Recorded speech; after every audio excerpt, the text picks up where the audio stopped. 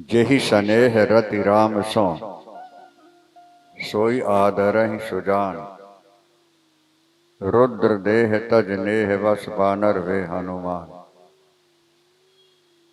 तुलसीदास जी लिखते हैं भगवान राम की सेवा के लिए भगवान शंकर हनुमदा अवतार लेते हैं, हनुमान बनते हैं। भगवान शंकर के बिना राम की लीला पूर्ण नहीं हो पाती और भगवान राम के बिना भगवान शंकर की लीला पूर्ण नहीं होती। ये दोनों अभिन्न हैं। तुलसीदास जी दोहावली में लिखते हैं से सीता राम नहीं और भजे न शंकर गौर। जन्म गमायो बाद ही परत पराई पौर। जिसने भगवान राम का स्मरण नहीं किया, जिनके द्वारा भगवान शंकर का चरित्र नहीं गाया गया, उनका नाम नहीं जपा गया, उनका मानव जीवन व्यर्थ चला गया। तुलसी के साथ हनुमंत लाल जी के 3 पिताओं का संकेत मिलता है।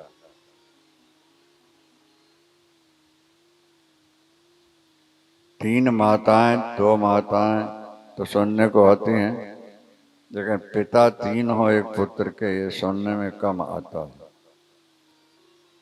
शंकर सुवन, सुवन माने पुत्र होता है। शंकर सुवन केसरी नंदन भी हो गया, नंद नंदन की तरह केसरी नंदन हो। और पवन सुत, 3 पिता हो गए ना। संगति कैसे बैठेगी? माता अंजनी ये अहिल्या की पुत्री है। इंद्र आया था अहिल्या के पास और ये बात अंजना ने पिता से बता दी थी।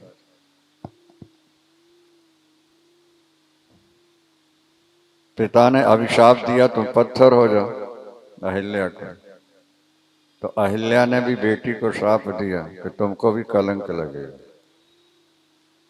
बेटी के दोष को अगर माँ नहीं छुपा पाती है और माँ के दोष को बेटी नहीं छुपाती है, तो माता और बेटी का नाता क्या रहा? पिता और पुत्र का नाता क्या है? तो अंजना अंजन पर्वत पर जाके रहने लगी थी। मुझे कलंक न लगने पाए। वो किसी पुरुष का स्पर्श नहीं करती, दूर से ही बात करती, जैसे आज कोरोना में लोग दूर बैठते हैं। दिन भर भजन करते हैं, लेकिन केवल भजन से काम नहीं चलता, और भजन दिन भर करेगा भी कैसे? कुछ सेवा भी होनी चाहिए। भागवत में लिखा है सेवा कथा रस महो नितराम पिबत्तो। सेवा कथा, कथा सुनते रहो और थोड़ी सेवा भी करते। सेवा धर्म परम गहनो, सेवा करना एक कथा सुनने से कम नहीं होता। तो वो प्याऊ लगा रखी थी उन्होंने और यात्रियों को जल पिलाते रहते। मोटे बांस को फाड़ा जाए ना तो नाली बन जाएगी क्या? नहीं बना के अंदर बैठते हैं कुटिया के और बाहर आजकल भी जैसे प्याऊ लग जाता है। यहाँ रामावतार होना है तो भगवान शंकर सोचने लगे कि मैं भी सेवा के लिए अवतार ले लूं।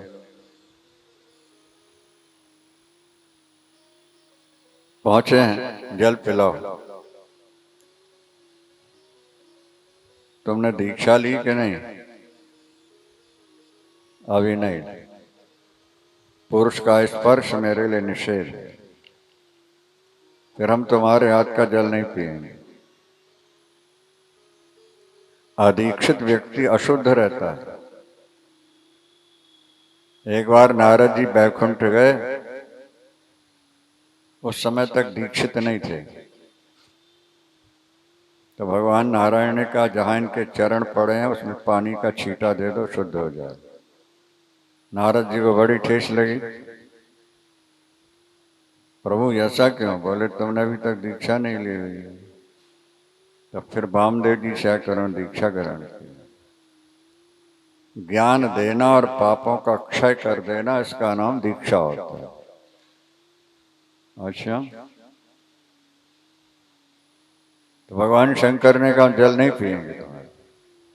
नहीं महाराज, प्यासे तो आप जा नहीं सकेंगे, पहले दीक्षा ग्रहण करो, पुरुष का स्पर्श तो करना नहीं। बोले ये जिस जाने से जल पिला रही हो ना, वहाँ कान लगाओ, मैं यहाँ से दे देता हूँ। तो दीक्षा का माध्यम बहाना था, अपना दिव्य तेज भगवान शंकर ने उस नाली के द्वारा माता अंजनी के कानों से अंदर प्रवेश कर दिया। शंकर सुवन हो गए। पर जब गर्भ रह गया तो फिर शादी तो होनी चाहिए, नहीं तो बड़ा कलंक लगेगा। तो केसरी नाम के वानर थे, उनके साथ केसरी नंदन। एक पक्ष और भी सुनने को मिलता है कि महाराज दशरथ के यहाँ जब यज्ञ हुआ और कैकेयी को जो दिया गया उससे संतुष्टि नहीं हुई कैकेयी को, तो ऐसे ही लिए बैठी रह गई। तो पवन आए, पवन देवता, और खीर उठाई और सीधे ले जा करके अंजना को दे दिया।